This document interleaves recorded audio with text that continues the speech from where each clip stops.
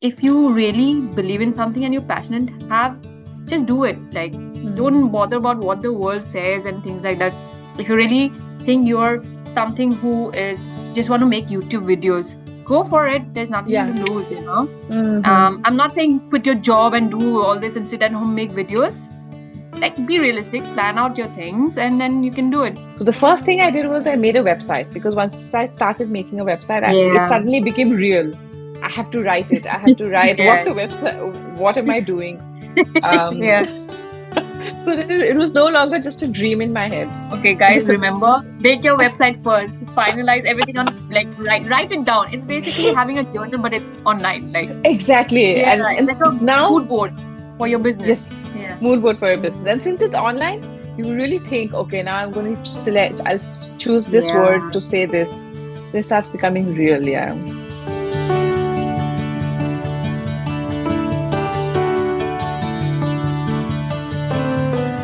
Hey guys, welcome to my channel All Over the Place with Parky Wings, and this is the first episode of the Women series, Women of the World Assam edition. And in conversation with Shaeema Zaman, who's an astrophysicist and a quantum scientist by training in Denmark. And Shaeema and me, we've known each other for a very long time, and we both belong to a beautiful city of Guwahati in northeast part of India. I hope you guys have fun watching this, because I had so much fun interviewing her, and she is amazingly sharing her beautiful journey about her hopes and dreams. I hope you enjoy. Bye. Welcome to my channel All Over the Place. Today we have our beautiful Shaeema Zaman with us. She is an astrophysicist and a quantum scientist by training, and she lives in Denmark. She is from Guwahati, Assam, northeast part of India. I have known Shaeema for years and years now, and I have known her to share her passion in science and technology, quantum physics. So yeah, let's go for it. I'll start off with Shaeema. Tell me something about yourself and how you started this whole journey, and about your 2 startups. Let's start with yourself. Tell me something about yourself. Yes. Okay. Tell me about myself. Okay, let's start with yeah, I think I really liked the introduction you gave, Paki. Yes, I think we go a long way back from Assam. And then so over the past so I'm from Guwahati, so I did my schooling until class 10 in Guwahati, then class 11 and 12 I went to Delhi, DPS. After DPS, I was in Delhi doing my bachelor's in physics in Miranda House. Then I also did my master's in University of Delhi. After my master's, I worked for about 5 years in this company called Z Life Education. So also being part of astronomy clubs, doing science experiments in schools. Then after 5 years, I was like, okay, maybe I was looking for something new. In general, just like looking for a shift to a new company, and also maybe exploring something new. And then my father was already living here in Denmark. So this is how I thought, okay, maybe I can go explore Denmark. But then I came here like with zero homework. I think I just like came here, like just packed my bags, and within 1 month I was here. And then I was like, oh, okay, now that I'm here, okay, let me travel a bit, do that. And I did that. And then of course, all of that was on savings. So eventually also my savings were running out. And like, oh shit, now I also have to find work here. So so yeah, I think that's how the journey started, like that. Then I started looking for work, and I think for all internationals, when they come to a new country, finding work is very difficult. You don't have a network. Language was also a problem initially. Most things are in Danish. Most people speak in English, but you still have your professional work. Everything happens in Danish. Then I found this internship. And this internship was like, you can work with games. You have to create a game on quantum physics, and then that game could be used for many things. So I thought that was nice. So I went in for the internship. And then after the internship, that internship became into a PhD. And then that's how I continued to stay on. So I did my PhD in Denmark. During my PhD, then I met Jan, back then my boyfriend, now my husband. So then we also got married at the end of I think she's still getting used to calling Ian your husband. I feel it's such a like big word, yeah. I Um, know. Husband. Yeah. so then after that, so then we got married. Then okay, after when my PhD ended, I was like clueless. Okay, what do I do? I looked for work again after my PhD. I was quite sure I didn't want to be in the university again, like as a researcher, because it's very lonely. Like after your PhD, Yeah. as a researcher, you're in the academic world. It's very it's interesting because you're doing research and everything, but although also the Mm, research that you do, you don't directly see the impact right correct. then. Yeah, maybe the research you're doing is something that someone will build on your research, and then someone else will build on your research, and actually you Mm, see something for real maybe 5, 10 years down the line. So I didn't want any. I wanted to see something that would happen. Like I do something, I would like to see impact also pretty much in the near future. So I was looking for work with that had freedom, creativity, science. So I kept on looking. I couldn't find that many. So there were a lot with physics. There's a lot like you can go into data analysis, things like that, do which you is think fine. your field has limited options, or you think you can explore much more options? I'm asking you this because people who think of this line of work or science, Mm. do you think people have this notion, right, that it's boring, it's really database, it is very limited? Do you agree with that, or there are options that you can explore within that field? So I think there are options. Yeah, usually with a science background, it's quite easy to also if you don't want to stay in academia, you could also move to you can work in a consultancy. So there are many physicists who also work in consultancy, McKinsey or EY or so there's but then you're doing something completely outside physics, but you use your Hmm. skills, like you use Hmm. problem solving skills, Yes. analytical skills, yeah. So future wise, I think it's fairly broad and it's also easy to get jobs. Hmm. Mm, but I think the jobs with creativity is still a little bit less, I would say. So you still Hmm. have the more conventional, let's say, Yeah. data analysis and Yeah. Yeah. Yeah. um, or consultancy. Yeah, but I think mixing science and art or mixing or talking about science in a fun way, those jobs are still limited, I think. That also something to do with your personality, right? Knowing you, you're that Yeah. person that I've always known as fun loving. You are passionate about what you do. You bring in the fun. I think it was a combination of your personality and your line of work. But tell me something. How did this idea of your two startups, K-Stack and Melting Pot, right? How did it Mhm. come? Like, how did you think of it? Did you have a eureka moment? Like, okay, I think I'm going to do this, or did you have that plan for a couple of years and then you implemented it step by step? Mm. So after my PhD, I took a 6 month break after my PhD. I was like, okay, I won't do anything, and then I actually went back to Guwahati to spend some time with my sister. So, and then I was like, Yeah. okay, what should I do? What should I do? I was looking for work. I couldn't find exactly the kind of work I wanted. So then I thought, okay, I like science communication. I like to talk about science in a fun way. Mm, So, so it's basically after my PhD that I thought about the idea, but I still wasn't sure if it was a good idea and like if it mm, was something that mm. would grow. So the first thing I did was I made a website because once I started making a website, it Yeah. suddenly became real. I had to write it. I had to write what Yeah. the website, what am I doing? Um, Yeah. so that it was no longer just a dream in my head. So it began with one company first, which was Science Melting Pot, and then Science Melting Pot had many things. Like I wanted to do some 15 things under Science Melting Pot, and I thought, okay, this is too much. For example, I was like, okay, I like to write science blogs, so maybe I could do that. I could make Mm, science websites. Oh, I could also do that. I could also give training to other PhD students. So, mm, the list kept on increasing. I also like to work with schools and so on. So the mm, list kept on increasing. And then after a point, after Science Melting Pot is 1.5 year old. So 6 months mm, ago, I thought it was becoming too much under one umbrella because then I mm, wanted to there were some things I was doing with universities. So like universities would be my customers, and then there were some things that schools would be my customers. So then I thought maybe I should divide it. So one company only works with universities, and one company works with schools. So that's how the second company happened, which is QASE Tech. Yeah.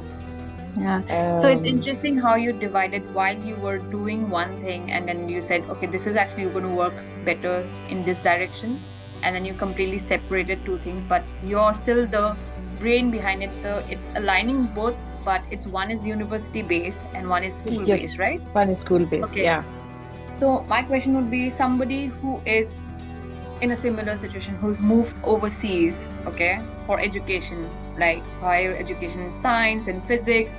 So do you think they can also come up with something interesting like that? Do you have the scope outside, or is it just because it's international platform that you have and you were able to do this? Or you would say globally you can start this off? Would you encourage people to start something like this? The way you started, like I wanted to do 15 things, but then you narrowed down while you started it. You narrowed down few things that this is actually going to work and this is not going to work in this field. What would you tell young people who, even young and late starters? I am a late boomer. I feel like I've started my business and I'm starting YouTube now. It's been a journey. I am trying to figure out my own passion also. Like, okay, I think I'm going to be good at this. What would you tell people who move overseas, young or people who's late boomers like me? How do you think, like, do you have the scope in just because it's international, or you can start it off globally wherever you are, like remotely? Especially us coming from small cities in India, you know, do you think you can start off this? Would that be possible if you were in Guwahati and then have a platform in Denmark, or you had to be in the country to do this? What would you advise? I think right now with everything becoming so digital, social media, and people are connected, I think now one can actually start from anywhere. Yeah. And then you can always use, if you're outside, let's say if I was in Guwahati or India and I wanted to work with Denmark, then I think you can use your international background saying that, oh, I'm from India, and then we could do a collaboration with Denmark. So then you can bring your international background as an advantage actually. So interesting. Yeah, so so that's also, so I would suggest if you have a good idea, try it out. And I think most important, if you have a good idea and if you're actually thinking of, okay, you want to make a business out of it, I think most important is to find out if there's a market for it. Like sometimes an idea is good, but actually some people are not willing to buy it, and it could be for various reasons. It could be maybe the timing is not right at this moment. Maybe something is too expensive. Maybe they have other solutions to solve a problem. So I think that is the most tricky part. A good idea might be good, but if we need to find people who are willing to pay for that idea as well. Yeah. Did you spend a lot of time? That's the hardest part. Gauge the market? Did you spend a lot of time gauging the market, especially in Denmark? Did you speak to a lot of locals? Yeah, I spoke to a lot of universities. So once I made my website, I sent it to many researchers, like from my PhD, whoever I knew. I said, oh, I'm starting this new. Can you give me any feedback? I also asked them, if you had to pick one service, which one would you pick? So then I got a lot of feedback. Yeah. Okay. And so which helped me, like, also. And then people also gave me tips. Oh, maybe think of this, or maybe think of that. Yeah. So, and it was a lot of emailing, and all I sent was my website. That's the first step. Okay, guys, remember, make your website first. Finalize everything on, like, write it down. It's basically having a journal, but it's online. Like, exactly. And it's like a mood board for your business. Yes. Mood board for your business. And since it's online, you really think, okay, now I'm going to I'll choose this word to say this. This starts becoming real. And my first website was really bad. Like, and then when I changed it because, like, colors weren't good, the way I wrote things weren't good. I know. And then and even now I feel like changing it again, but the first one won't be so cool. But we should just like make something and just put it out there. Correct. start off, and then you can always during your journey you can always amend things, make it more crisp like that. Because my Yeah. first logo was so crappy. My first brand logo, I was like, what? And I look back, I'm like, what was I thinking, That just came like out of like you scribble something, and then later on I'm like, you know what, I'll change that logo. It took a while. So I think while you start your business, you know that, okay, this is so me, this should be the color, or this should be the aesthetic of my brand. And you learn that while you start. Like, I would suggest, even I agree with you, just start with your idea, go for it. There's nothing to lose in this world, like, just go for it, right? But knowing you are in Denmark, which is earlier on you said about the language, do you think what would you say is your biggest challenge was with these two startups? Mm. So yeah, now that you say language, with the schools, when I'm working with schools, language was a barrier. So with universities, most people, it's a all over the world, universities like work usually in English. Um, but in schools, it's that's more local. So then I started realizing if I have to sell something to schools in Denmark, I should be able to speak in Danish and like in a professional way, because then I have to convince them why this is a good thing and why they should be. Yeah. Yeah, And then I think with the yeah. I eventually got a co-founder. So I met another girl, like she was Oh, doing masters in the physics okay. department, and she Hmm, was also really interested in this, and she had a huge network in schools. that's And great. then, so I asked her if you want to be a co-founder. I first, like, I thought maybe if I could hire her to do it, but I didn't have Yeah, money to hire and pay yeah, an employee. So I said, you yeah. can join me. And then once it starts making money, then we can share the profit. Correct. Yeah. So that's Yeah, that's how, finding a solution within you solve the problem within your capacity at that point. And I think you needed someone to articulate your business idea in a most business language, basically, right? Like, that's yeah. how you reach out. Amazing. Yeah, that's great. And then I was saying, I wanted to ask you, we've already spoken about how it came to an idea, you coming to Denmark as a PhD student, what is your day-to-day work life look like now that, and in terms of a startup, what stage are you in at this point, and how long did it take, so that the viewers know that if you want to start something, it does take time, right? It takes, the soup thickens in time. So how much time would Mm, you say from an idea to implementing, and actually what stage are you in, and how long did it take you to get to this mm. stage? Yes, I think it took me, right now, it took me 1.5 year to be completely like, so now my, my, so initially I didn't take out any money from the salary. I didn't take out money from the company. So in fact, I put in money. Okay, you spend for your website, you Mm, spend a little bit in correct. marketing. Yeah, So you spend yeah, your own money. yeah. So I had to have a part-time job on the side. Oh, And then it's only now that actually I can take out a monthly salary from my yeah, company. And yeah, this has taken me, actually, I would say 2 years if you yeah. put like everything together.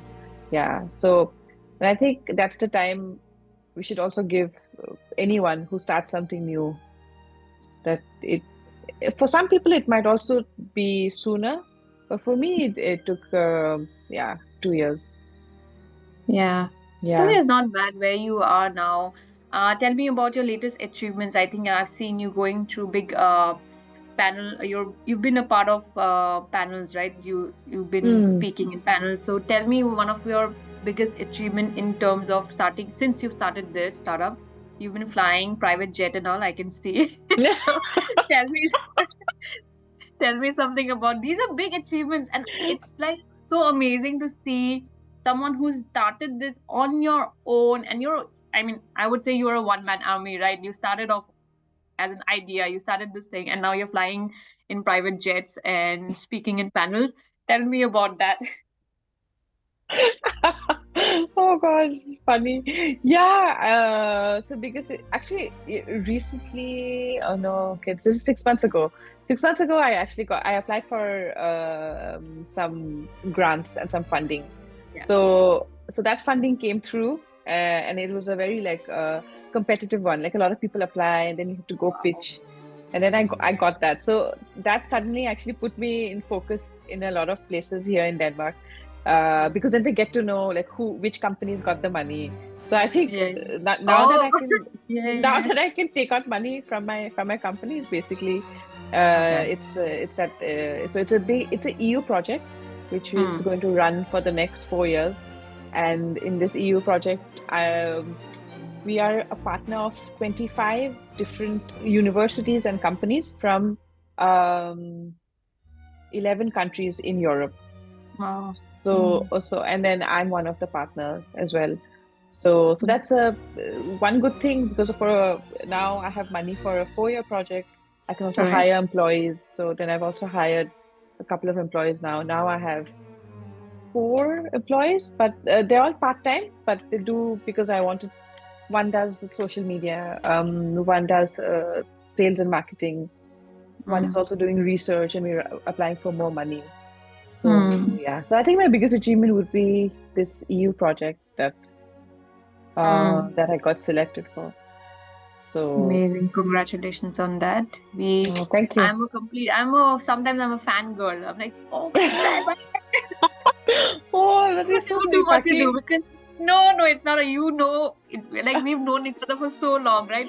And we're two completely different personalities. Like, no, personality is actually same, but our mind, brain is, I think, in different places. Like, I'm into like fashion. Imagine like I've always wanted to do something in fashion, and I started something which is aligning to my principles, sustainability, and all that.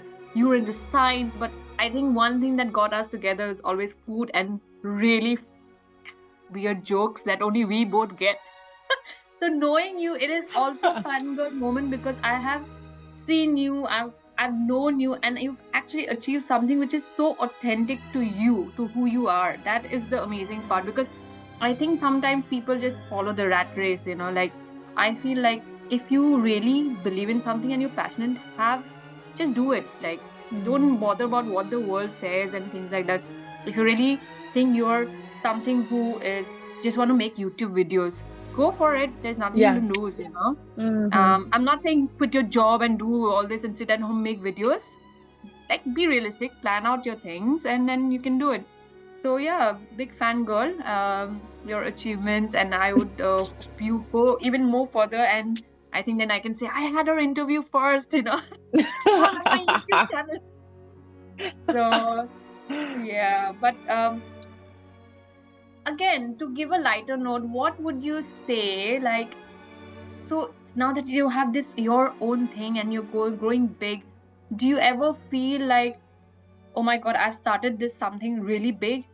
Am I going to be able to catch up to it? Do you have such feelings, or you just go what? And if you do, what is your self talk? How do you kind of come out of it? I mean, a lot of people have going to have that thing in your like. I get imposter syndrome sometimes. I'm like, what am I even doing? Am I even capable of doing this, or am I even entitled to do this? Like, what am I doing? So, do you Hmm. get those feelings? And if you do, how do you tell yourself? How do you talk yourself out of it? Hmm. Yeah, I think I also get it often, and it goes through waves. So Yeah. at times I feel super motivated. Oh yeah, this is like the coolest. I can do this. I And there are also doing it. days like, Yeah. oh my God, what am I doing? Maybe I've taken a workout. This won't be sustainable. Uh, Mm. so yeah, I think my biggest worry. Okay, now I've got the EU project, so I've got some money from there, some funding. Yeah. Um, but I still need to reach a phase where it's a little bit more sustainable. Like I still have to think, okay, now I have money for the next 4 years, but I still have to plan a little bit ahead in terms of, okay, I want to improve something in the company. So I have to think of how to Mm. make it more sustainable. So that gives me some stress sometimes. Like I think in circles, like, oh my God, like what's going to happen? But then I think I tell myself, if I've come this far, maybe I'm doing Yeah. something right. Maybe not all of it is right. Maybe if I'm doing Yeah. Yeah. maybe 5 out of 20 things must be Yeah. right. Otherwise, I think it would have closed down already. So Correct. So I think I would also tell everyone else like there might be many things you're doing and some aren't going to work out, but some will definitely work out. And I think just focusing on those and saying, okay, at least I've achieved these. Yeah. Yeah. So what is your big goal, like this 4-year project that you're talking about? What is the big goal? What is the impact that you're trying to make, especially around science and knowledge and education? What's your goal? Mm. So with the EU project, the focus is on how we can talk about science and technology in a understandable way. Like Mm, there's a big people still don't understand how technology will impact us, especially quantum technology. So quantum mm, technology is the technology that is now building up, and it's expected that in the next 10 years we'll have a new kind of computer called a quantum computer, which will be much it can solve problems more efficiently. So you can design medicines or you can make personalized medicine.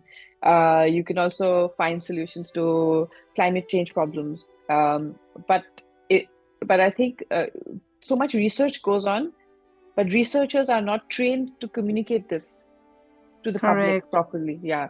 So Correct. Yeah, yeah. my role is to train these researchers and students, saying that you guys are doing such like awesome research, but you should be able to communicate it.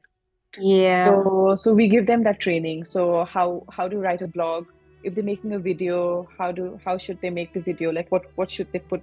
If they're talking to a journalist, so often when journalists interview researchers, there's a little bit of a mismatch of researchers say something, the journalist doesn't understand, then it becomes a hype. It's then the whole message becomes like we'll solve all problems of the world sort of thing. So Yeah. so like there's this mismatch that happens. So this EU Correct. program is about that. How can we make people understand about technology in a fact-based but fun and engaging way? So we're training researchers to do that. Yeah. So science melting pot is like running workshops with them. So we do Mm-hmm. workshops. We ask them to write some stuff. Then they get feedback on it. Then we design some games together. So using those games, they can use the games then to teach school students or also in science Mm-hmm. festivals do workshops. So yeah, so that's the impact that Yeah. we're hoping Correct. for. And these workshops that you do, are you what's your target audience? Like people like from different fields are joining? Do you want them to kind of explore these workshops as well? Like I'm interested, like I would like to know what's happening next in the science world, and understanding in a simple language because I'm not from a science background. Maybe you'll use some jargons that I may not understand, like as a layman, or from a completely different field. I think, are you focusing on people from other fields coming up? Do you do workshop for people who can just from the public can join and understand? Yeah, we also do that. For example, we did one workshop, Science of Coffee. So, because we thought maybe making Hmm. science relatable, because I think Wow, yeah, there's a lot like how people think science doesn't have. I mean, we know it's around us, but we don't consciously think about it. correct. So talking about simple things like on top when you drink coffee, you have this white foam on top, and then you see those bubbles. So those bubbles are carbon dioxide gas bubbles because the beans that are when they're roasted, because of a chemical reaction, they have carbon dioxide. So sometimes Hmm. when you drink your coffee, it can taste a bit sour, depending, and because it's sour because it has more carbon dioxide content. So things like that.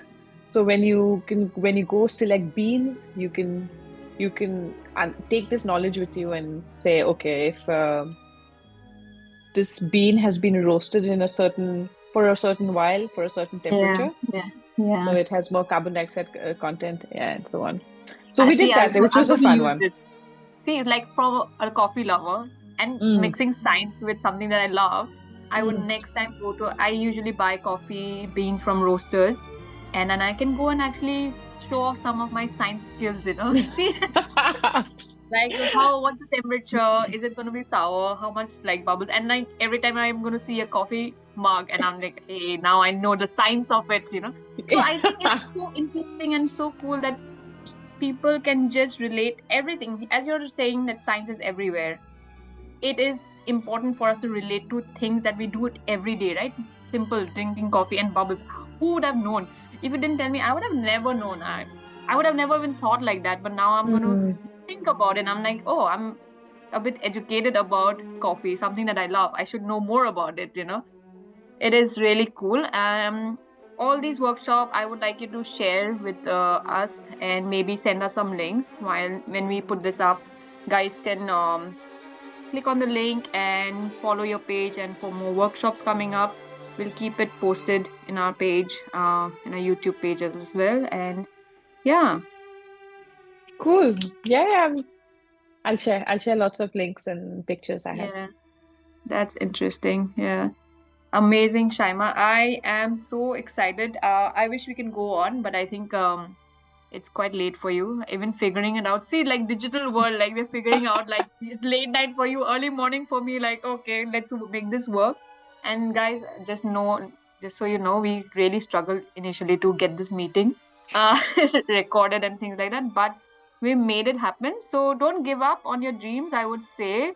Shaima's reached almost, you've done it big now. And I think I would encourage all people to look at her journey and just understand that we can all do this. We just find your passion and believe in it. And Shaima, so, okay, besides science, how's the food there?